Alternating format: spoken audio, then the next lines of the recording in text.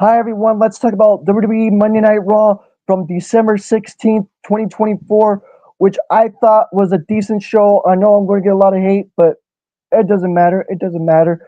The show opens with the Cruise Merchant of Talent arriving at the arena as commentary hypes up to the title matches and recaps Saturday night main event for us. And CM Punk makes his entrance and gets on the mic and he tells the crowd to be careful because somebody might get made at you and chant his name. And he says he's going to be honest, he's feeling a little low and he's in a bit of a bad mood because 2 weeks ago in the ring, face to face, he told Seth Rollins that he doesn't think about him at all. And over the last 2 weeks, his mind's wandered back to Seth from time to time, and that he puts him in a bad mood, and he's mad because Rollins is right with what between them, and it's only a matter of time because they can lock up and before they can lock up in the ring. And he's also upset because something he enjoys doing very much, coming to this ring and holding a microphone and talking to his people, is always going to be overshadowed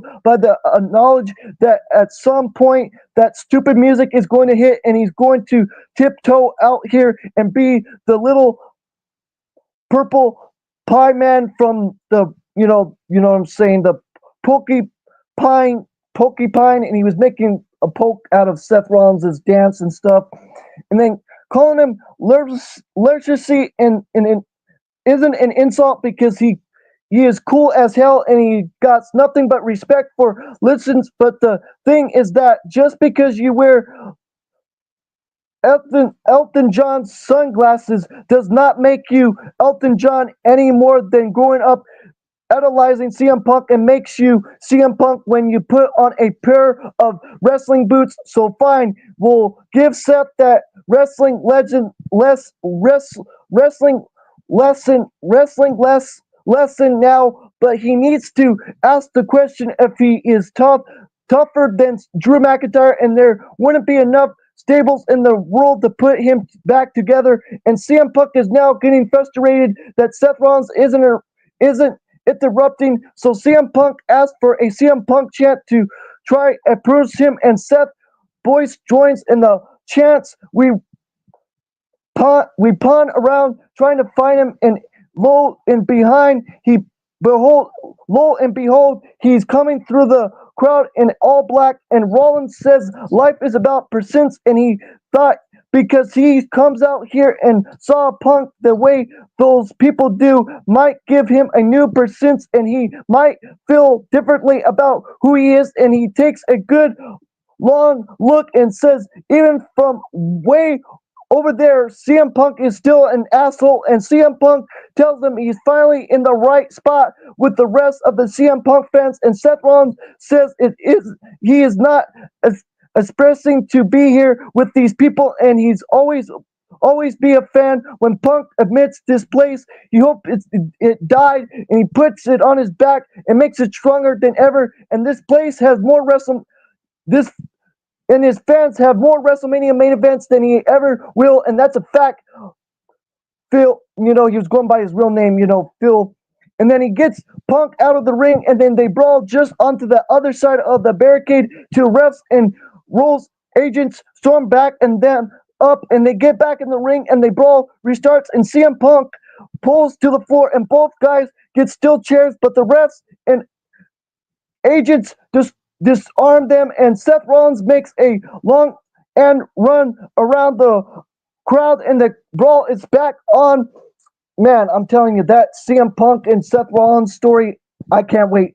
I can't wait for the match on January 6th on Netflix. I can't wait. I can't wait to these two rip each other apart, man. Can't wait, man. Then Judgment Day are hanging out in a weather since version of their clubhouse, and Finn Balor betrays them for not helping him win the WWE World Heavyweight Championship on Saturday night main event, but Liv Morgan tells him to focus on the tag titles and wish him and JD McDonough luck, and the women's leave with Dominic Mysterio, and Finn Balor has a sore look on his face. Then loosely Kaiser makes his entrance and sends us to the break. Then back from the commercial, we get the Triple H video since the new logo for Raw on Netflix, which is better than the SmackDown logo, but that's just my opinion. Then Adam Pearce chased Seth Rollins down to chasing him, and Rollins yells at him about winning the match. And Pearce says if they could stop tearing each other's eyes out, maybe he can get something done. And Seth tells him to do his job, and that's that. And then Drew McIntyre rolls up and says Seth once told him to just get over Roman Reigns in the bloodline. Well, it's not so easy. It's not so easy is that, is it? I'll say it again. Well, it's not so easy, is it? And everyone is fooled, but the two of them, and everyone expels him and needs taken out. And Rollins says he thinks because they have a common cause because they're friends, but he already took Roman out of power, and he needs that with his friend Jay and Sammy. And Drew isn't his friend, and friendships is built on respect, and he respects Jay Uso and he respects Sami Zayn, but the injury is out on Drew McIntyre, and he exposes himself to do something and Drew couldn't do, which is take CM Punk out, and Drew gives him a flat okay as he walks away. And that's what happened right there, guys. Which, good stuff too, man. But the thing with Drew McIntyre, like I said again, guys, I like him, but his whining, I don't like his whining, but I still like him. His wrestling is really good, though.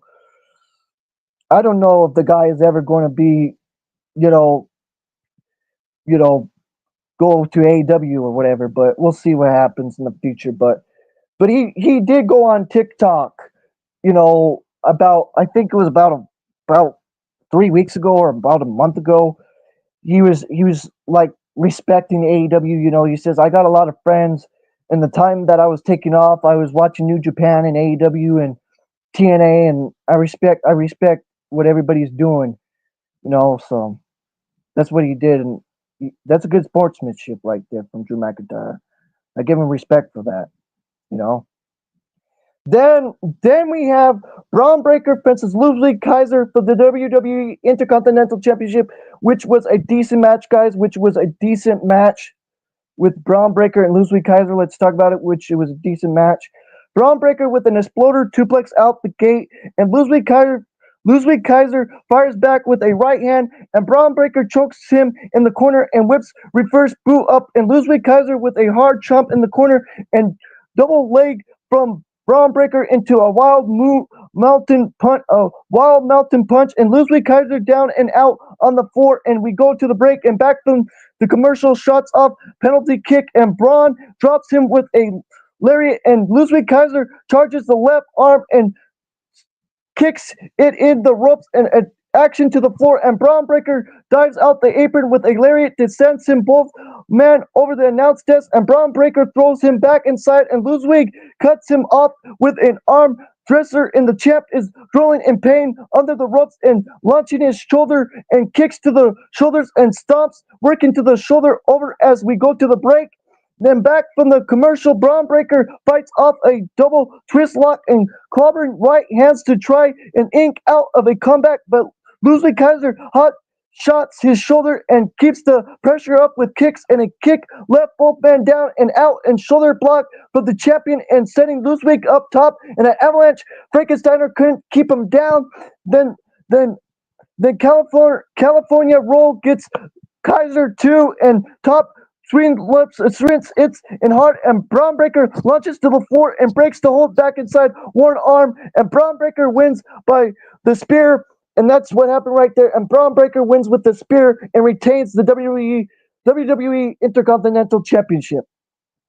Then backstage, New Day confronts Rey Mysterio. They were upset that he's not doing anything as a locker room leader to keep people from turning on them, and he says what they did to Biggie wasn't right, and it'll be best if they found somewhere else to change. And Xavier Woods says that's fine, and they didn't want to share a locker room with them anyways. And we go to a break. Then we have back from the break, we get a recap of Cody Rhodes defending the WWE Undisputed Championship against Kevin Owens, which Cody Rhodes got hurt, which he came back last night on SmackDown, which we'll talk about that later.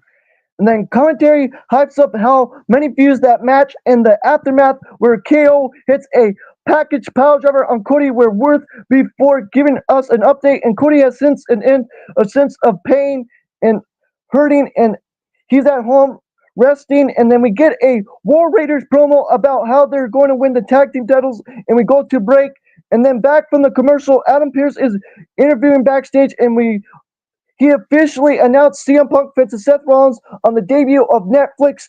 And then Judgment Day makes their entrance, and Dominic Mysterio gets on the mic, and they ask everyone to welcome the greatest women's world champion of all time, Liv Morgan. But he gets on ground out and boos, and Liv Morgan pulls out a MAGA phone to crown about being the greatest of all time and herself before talking about how great she's going to be next year, which I thought that was funny, guys. With Dominic Mysterio and Liv Morgan, that was funny and great though. Remind me of CM Punk when he had that mega microphone back then, where you say, "Listen up to me," and all this and all that. You remember when CM Punk was doing the whole voiceless of voiceless back then? Then enter Rhea Ripley, and she gets in Liv's face and tells her to shut up, and it's time they'll settle in once and for all. And Adam Pearce has made it official. He's that she'll be the number one contender to the WWE Women's World Championship, and she says she's going to win, and all Liv will be left with is her little chicken tender slut. Little chicken tender slut. Oh man, that was funny as hell, man. Chicken tender slut. Then Seth Rollins is interviewed on his way out of the building, but before he can answer, Sami Zayn attacks Drew McIntyre in the background and pulls the camera focus, and the refs and roll agents appear and try to pull them apart, and Drew threatens to put Sami into a box. Poor Jason Jordan eats a hell of a punch, and we get cut away, and then Zoe Starks makes her entrance to send us to the break. Then back from the commercial, I'll say it again. Back from the commercial, Miz chats with the Final Testament, trying to beg off out of a further ascents with them, and Karrion Kross punches him and says what the Wyatt Six did to Paul Erling and Scarlett Monet. Scarlett, I'll just say that Paul Erling and Scarlett means that it's not over till he says it's over. So now they're going to take the first spike, and Miz is going to fight Dexter Lumis. You know what I'm saying? The Miz is going to fight Dexter Lumis and stuff, which happened in the next following week, which we'll talk about that later. And he says he's not doing it, and he says he is. And Paul Erling says he will save Miz twice so he can owe them. And Cross tells him to go to Pierce and get the match, and gives him a pep talk in form of reminding him he won 22 championships in his career, and he goes off, and Cross says Miz is going to learn that when he makes a deal with the devil, you do not run out on it. And that's what happened right there.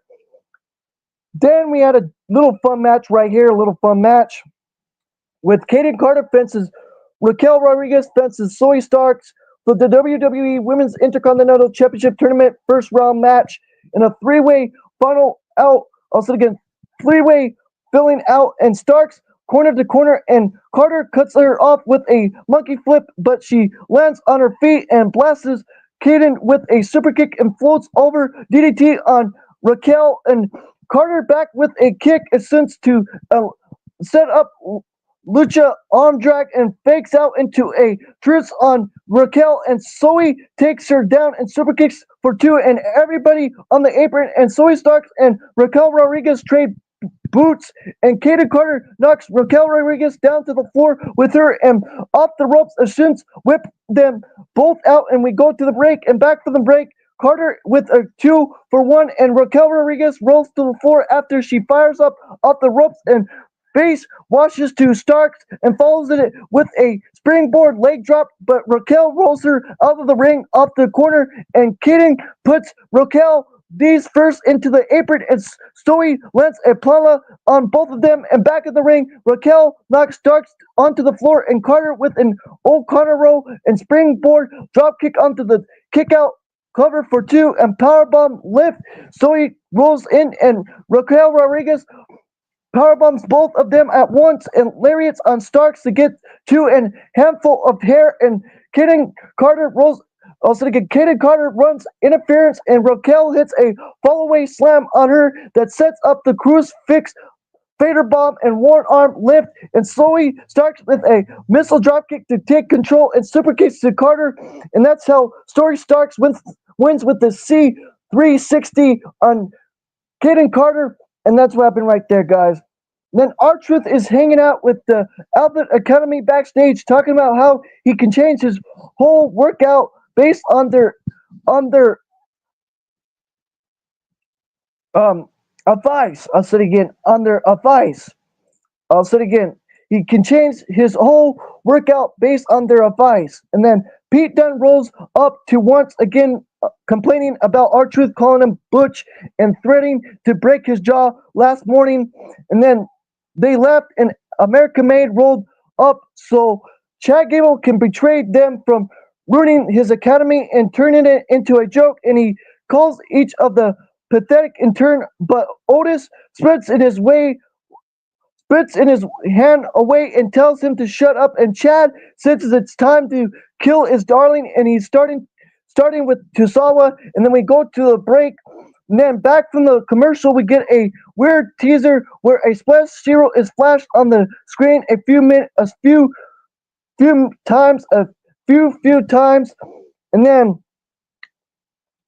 New Day are interviewed backstage, and Saberwoods complains about Assume's journalism, and we pan over to see Pure Fencing collectives, with Sonya Deville's and Zoe Starks and Shayna Baszler, and leaving a screaming Kairi Sane with her hands chomping in the land of a road chase.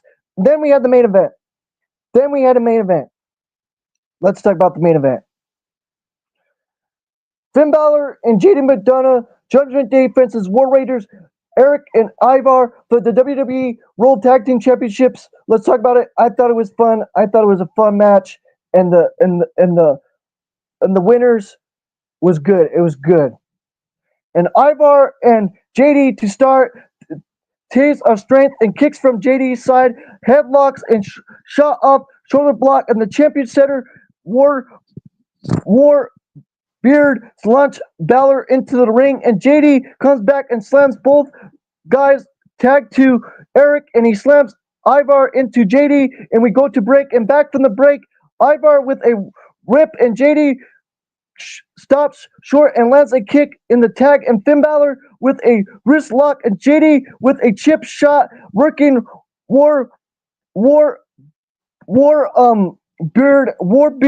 over into the ropes, and some launch back, and he gets away with a handspring double back elbow launch for the tag, and he gets it and Eric into with a back body drop and big elbow spinning back suplex and big rock bottom up and over, clobbering JD, throwing him off the floor, and tag champs cut Eric out and throws him into the steel steps, and we go to the break. And back from the break, Finn Balor with a repeating slingshot stomp on Eric, and tags to JD, and a press moonsault cover for two, and tag makes to Ivar and lands a side slam on Finn, and the Sins crossbody connects with a Sun's side step to the back splash, but War Beard gets him with the drop in reverse roundhouse kick, takes JD out, and Ivar fires up and Bronco Buster on Finn Balor and heads up top and tags to JD, and War Beard catches up top, and Avalanche World Strongest Slam for two, and tags to Eric and sends a power slam, and Finn breaks it up and quick tag for the challengers and looking for the War Machine, but Balor puts Ivar to the floor, and the schoolboy from JD puts a handful of tights, not enough, and Finn tags back in, and Eric lights him up with strikes, and half